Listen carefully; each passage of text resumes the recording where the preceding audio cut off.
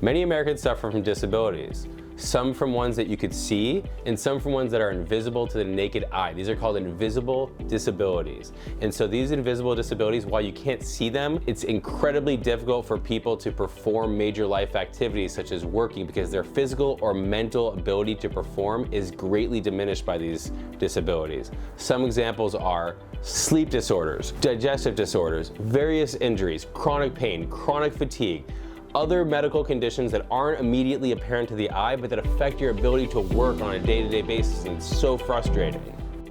How does this relate to my employment? Once you inform your employer that you have a disability of any kind, visible or invisible, they have a duty to engage in a good faith interactive process. They have to work with you. They have to provide a reasonable accommodation. So if you need something that's reasonable, that anybody would view as reasonable, they have to do it. Once your employer knows that you have a disability, it is illegal for them to discriminate against you based on your disability. Can my employer fire me because of my invisible disability?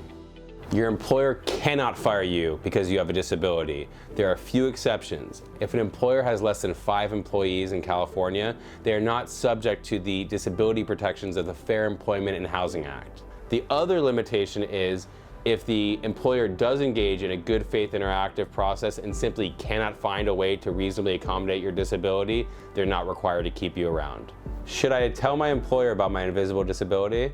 If it's not obvious by now, you must inform your employer. Although it's very personal, it's not something you want to share. If you want to get the protections that are available to you, you must inform your employer, because if they don't know about it, they can't accommodate it. So please tell your employer about your disabilities. What kind of accommodations may help me?